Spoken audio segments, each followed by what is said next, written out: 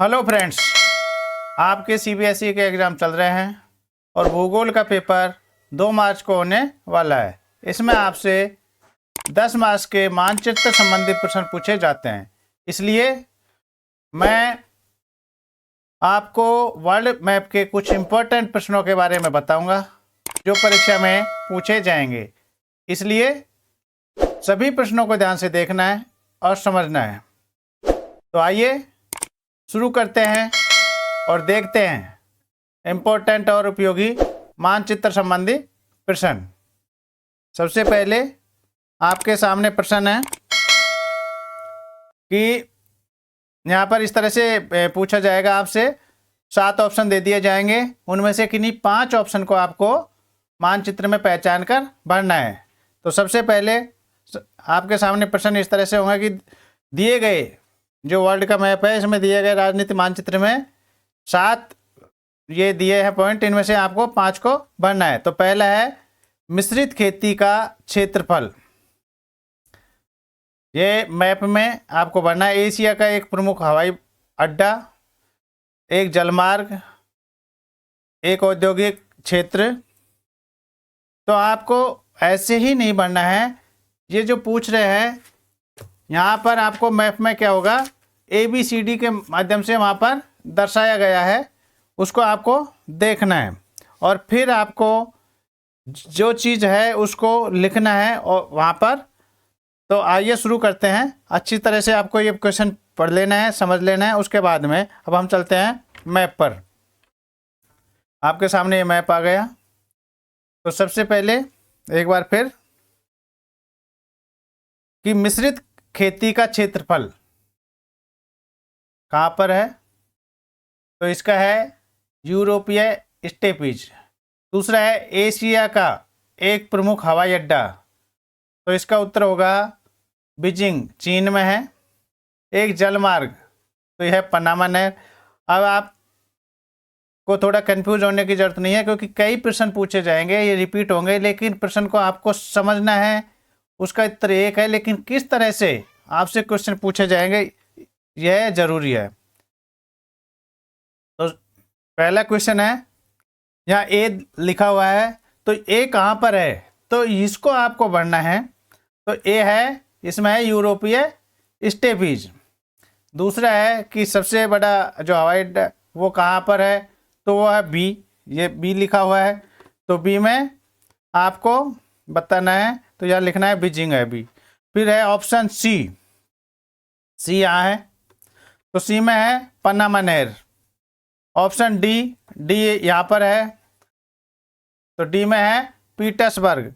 अब पीटर्सबर्ग और Saint Petersburg में फ़र्क है, इसको आपको ध्यान से देखना है, कंफ्यूज नहीं होना है, क्योंकि पीटर्सबर्ग है USA में और सेंट पीटर्सबर्ग है रसिया में। ठीक है। अब नेक्स्ट इसका उत्तर है अगला ई में है पर्थ, और एफ वेल्स ऑस्ट्रेलिया का है उसमें, और जी यह है वैंकूवर, यह कनाडा में है। ठीक है। अब अगला प्रश्न, प्रश्नों को आपको ध्यान से देखना है। अब पहला प्रश्न है कि निर्वाह कृषि का एक प्रमुख क्षेत्र कौन सा है। निर्वाह कृषि का एक प्रमुख क्षेत्र है, यह कौन सा है।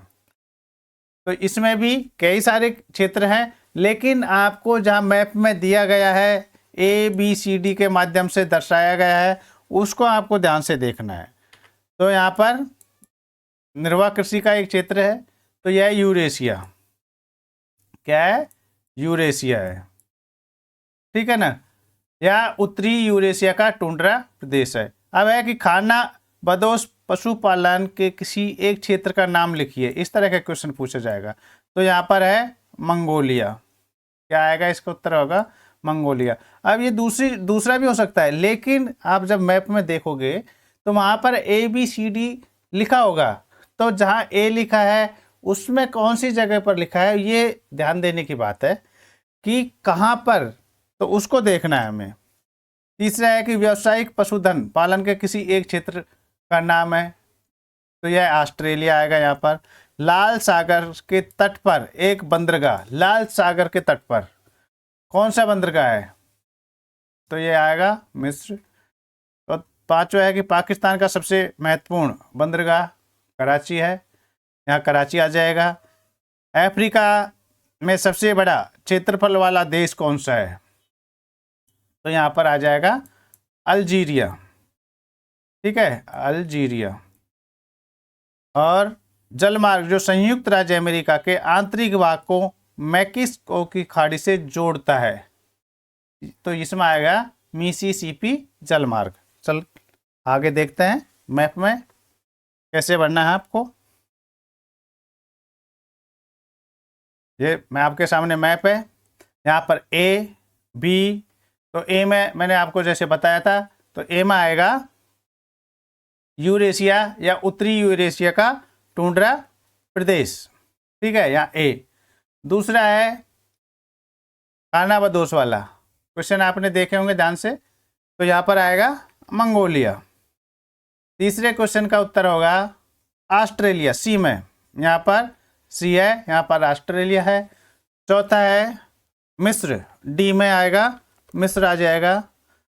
और ई यहाँ पर आ जाएगा कराची बंदरगाह, पाकिस्तान का है। एफ में अल्जीरिया आ जाएगा। और जी में आएगा मिसिसिपी जलमार्ग। अब क्वेश्चन नंबर 3 आपके सामने। अब यहाँ पर फिर से आपको क्वेश्चन ध्यान से देना है, देखना है कि निर्वाह कृषि के किसी एक क्षेत्र का नाम। निर्वाह कृषि अब यहाँ भी लिखा हुआ था, लेकिन यहाँ उत्तर दूसरा हो सकता है, क्योंकि यहाँ जो मैप होगा उसमें आपको कौन सी जगह पर निशान लगाया गया उसके हिसाब से आपको भरना है, ठीक है। तो निर्वाह कृषि के किसी एक क्षेत्र का नाम लिखना है। खानाबदोश पशुपालन के क्षेत्र का तो ऑस्ट्रेलिया ही है, ठीक है ना, इसका यूरेशिया हो सकता है। व्यावसायिक पशुपालन के लिए एक क्षेत्र का तो यह है ऑस्ट्रेलिया है, ठीक है। अब है कि आदिम निर्वाह कृषि के किसी एक क्षेत्र का नाम, तो जहाँ पर निशान लगाया उसको देखना है हमको। विशेष ध्यान यही देना है कि निशान कहाँ पर लगे हुए हैं, तो यह दक्षिण अफ्रीका हो जाएगा। और गैर निर्वाह कृषि के किसी एक क्षेत्र का नाम तो यह भारत हो जाएगा। एक प्रमुख हवाई अड्डा जेद्दा और एक मेगा सिटी तो टोक्यो। देखते हैं, हम चलते हैं मैप पर और देखते हैं। यहाँ पर आपके सामने A B C D E F G है, तो ए में आपका आएगा, जो उत्तर होगा आपका वो आएगा अफ्रीका। दूसरे में यूरेशिया, यूरेशिया किसे कहते हैं? यूरोप और एशिया का मिला हुआ भाग है, उसे यूरेशिया कहते हैं। तीसरा है ऑस्ट्रेलिया। डी में आएगा आपका दक्षिण अफ्रीका। ई में भारत। एफ में जेद्दा और जी में आ जाएगा टोक्यो। अब अगला प्रश्न है क्वेश्चन नंबर 4 कि मानचित्र पर दिखाई गई रेलवे लाइन को पहचाने और नाम दे, पहला क्वेश्चन है। दूसरा है प्रशांत महासागर के निकट एक नगर का नाम लिखिए जो इस रेल लाइन से जुड़ा है। तीसरा क्वेश्चन पूछ रहा है कि अटलांटिक महासागर के निकट एक ऐसे नगर का नाम लिखिए जो इस रेल लाइन से जुड़ा है। चौथा, एक कृत्रिम जलमार्ग, कृत्रिम का मतलब प्राकृतिक नहीं, कृत्रिम जो बनाया हुआ है, जो अटलांटिक महासागर को प्रशांत महासागर से जोड़ता है। अब यहाँ पर इसमें भी पनामा नहर उत्तर होगा, और जो पहला क्वेश्चन था उसमें भी पनामा नहर है, लेकिन आपसे क्वेश्चन पूछने का जो तरीका है वो बदल गया है, इसलिए कंफ्यूज नहीं होना है, ठीक है। इसलिए आपको बार बार ये प्रश्न दोहराए जा रहे हैं। दक्षिण पूर्वी एशिया में दूसरे सबसे घनी आबादी वाले शहर का नाम आपको बताना है, और एक प्रमुख अफ्रीकी समुद्री बंदरगाह और एक अंतर्राष्ट्रीय बंदरगाह। इस तरह से आपको ये बताने हैं। क्वेश्चन आपको ध्यान से देखना है और उसके बाद में हम चलते हैं मैप पर। इसमें भी वही दिया गया है, A P C D E F और जी, ठीक है। इस तरह से आपको सामने ये दिए गए हैं, तो आपको इसके हिसाब से उत्तर देना है। तो सबसे पहले ए, तो ए में आएगा ट्रांस कैनेडियन रेलवे, ठीक है। अब ऑप्शन बी में है वैंकूवर। एक बार हम फिर चलते हैं पीछे को, क्वेश्चन पढ़ लेते हैं कि मानचित्र पर दिखाई गई रेलवे लाइन को पहचाने और उसका नाम दे। तो पहला है क्या है, ट्रांस कनेडियन रेल मार्ग। दूसरा है प्रशांत महासागर के निकट एक नहर का नाम लिखिए जो इस रेल लाइन से जुड़ा है। ठीक है, तो है वैंकूवर। तीसरा है अटलांटिक महासागर के निकट एक ऐसे नगर का नाम लिखिए जो इस रेल लाइन से जुड़ा हुआ है। तो यह है हैलीफैक्स। चलो फिर से देख लेते हैं। पहला है ट्रांस कनेडियन रेल मार्ग, दूसरा है वैंकूवर, तीसरा है हैलीफैक्स सी। डी में आएगा आपका पनामा नहर, जो पहले क्वेश्चन में भी पनामा नहर था लेकिन क्वेश्चन पूछने का तरीका बदल गया है। ई में आएगा सिंगापुर। एफ में आएगा आपका केप टाउन। और जी में आएगा मुंबई। Next question number 5। फिर आपको ध्यान से देखना है, क्वेश्चन को समझना है पहले, उसके बाद में आपको उत्तर देना है। बार बार मैं आपसे कह रहा हूँ, तो आपको ये अच्छे से समझ लेना है, पहले क्वेश्चन को समझना है। इसी तरह से पेपर में आएंगे। हम गलती क्या करते हैं कि ये लिखा है और हम वहाँ पर ए लिखा है तो ए में इसी को लिख देंगे कि वाणिज्य अनाज की खेती से जुड़े ऑस्ट्रेलिया के घास के मैदान। तो ऑस्ट्रेलिया के घास के मैदान है, ये ऐसा नहीं लिखना है। तो ऑस्ट्रेलिया के घास के मैदान क्या है, तो उसे डाउन्स कहते हैं, तो वहाँ लिखना डाउन्स। ठीक है। दूसरा क्वेश्चन है वाणिज्य अनाज की खेती से जुड़े दक्षिण अफ्रीका के घास के मैदान। तो दक्षिण अफ्रीका के घास के मैदान है वो क्या कहलाते हैं, तो वो है वेल्स, उनको वेल्स कहते हैं, तो वेल्स लिखना है। फिर तीसरा है वाणिज्य अनाज की कृषि खेती से जुड़े उत्तरी अमेरिका के घास के मैदान। तो उत्तरी अमेरिका के घास के मैदान है वो प्रेरीज है, तो वहाँ प्रेरीज लिखना है। ठीक है ना। चौथा है कि उत्तरी अमेरिका में निर्वाह कृषि का एक क्षेत्र। तो ऐसे कि नहीं लिखना है कि उत्तरी अमेरिका में निर्वाह कृषि का एक क्षेत्र नहीं लिखना है, वहाँ पर लिखना है आपको उत्तर अलास्का, तभी आपको नंबर मिलेंगे। एशिया में गुमंतुक पशुपालन का एक क्षेत्र, तो है मंगोलिया। ठीक है। एक मेगा सिटी। ठीक है, तो अब हम चलते हैं, फिर से चलते हैं, हम मैप पे आते हैं। यहाँ वही ABCD। आपको एक चीज़ ये भी ध्यान रखनी है कि कहाँ पर आपको ये दर्शाया गया है, उसके हिसाब से आपको उत्तर, तो आपका दूसरा भी हो सकता है लेकिन यहाँ जो मेंशन कर रखा है उसके हिसाब से आपको उत्तर देना है। विशेष ध्यान देने वाली बात यही है आपको। तो पहला क्या है, ऑस्ट्रेलिया के डाउन्स। दूसरा दक्षिण अफ्रीका में जो है घास के मैदान है, जो कृषि के मैदान है वो वेल्स कहलाते हैं। तीसरा में प्रेरीज, उत्तर अमेरिका के प्रेरीज है। और ये अलास्का है। ठीक है। यहाँ पर मंगोलिया आएगा, यहाँ दिल्ली, और यहाँ पर आएगा सेंट पीटर्सबर्ग। अब यहाँ कंफ्यूज होने की ज़रूरत नहीं है क्योंकि जो ये है सेंट पीटर्सबर्ग है, एक पहले आया था पीटर्सबर्ग यहाँ पर, तो यह है उत्तर अमेरिका में USA में, और यह है रसिया में। तो ये अलग अलग चीज़ें हैं, इनको एक समझ के कंफ्यूज होने की आवश्यकता नहीं है। नेक्स्ट क्वेश्चन कि दिए गए विश्व के राजनीतिक मानचित्र में निम्नलिखित 7 लक्षण आपको जैसे पहले बताए थे 7 यहाँ होंगे, उनमें से आपको जो अच्छी तरह से आता है वो 5 आपको लिखने हैं। तो नौवहन नहर लाल सागर और भूमध्य सागर को जोड़ती है उसे क्या कहते हैं, तो उसे कहते हैं स्वेज नहर। मध्य अमेरिका में शिपिंग नहर, अब यहाँ फिर से इसका उत्तर पनामा नहर होगा लेकिन यहाँ क्वेश्चन पूछने का तरीका बदल गया है। तीसरा है यूरोप के अंतर्देशीय जलमार्ग, तो इसका उत्तर होगा राइन अंतर्देशीय जलमार्ग। चौथा है उत्तरी अमेरिका के अंतर्देशीय जलमार्ग, तो इसका उत्तर होगा सेंट लॉरेंस समुद्री जलमार्ग होगा। पांचवा है कि जलमार्ग जो संयुक्त राज्य अमेरिका के आंतरिक भाग को मैक्सिको की खाड़ी से जोड़ता है, तो इसे बोलते हैं मिसिसिपी जलमार्ग। ठीक है। और फिलीपीन में एक मेगा शहर है, यह मनीला है। ठीक है, मनीला।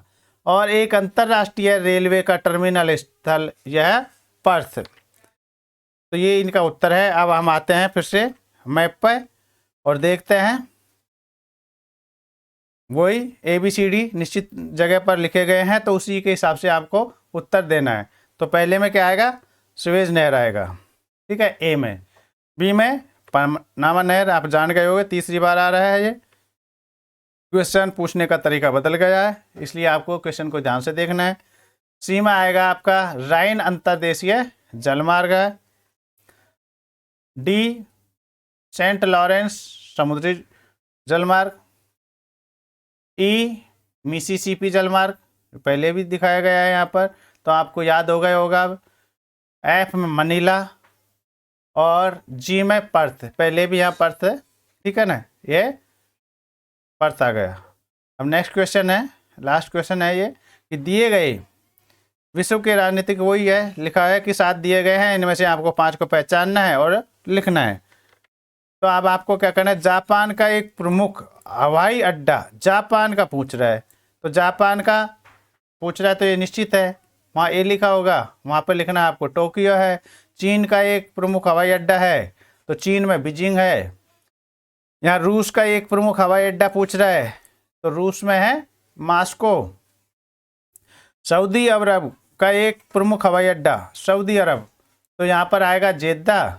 भारत का एक प्रमुख हवाई अड्डा, ठीक है, तो यहाँ मुंबई भी हो सकता है और दिल्ली, तो यहाँ मुंबई जहाँ दर्शाया गया है उसको लिखा है मुंबई के साइड में है, तो उसको मुंबई लिखना है।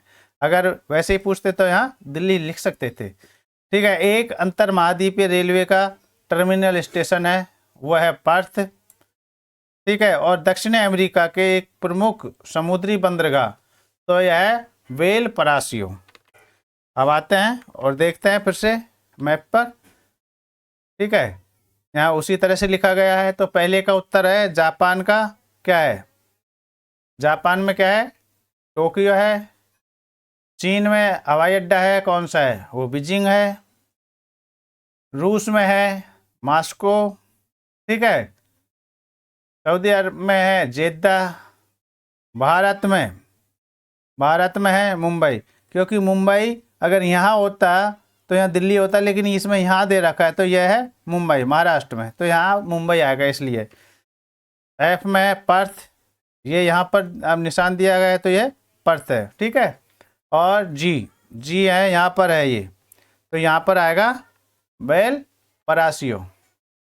तो इस तरह से आपसे मैप के क्वेश्चन पूछे जाएंगे और आपको इसी तरह से उत्तर देना है, जो क्वेश्चन लिखा है उसको मैप में नहीं उतारना है, ठीक है। यह आपको अच्छी तरह से समझ आ गया होगा, ऐसी मुझे उम्मीद है, और आशा करता हूं कि आप परीक्षा में मैप में पूरे अंक लेकर आएंगे।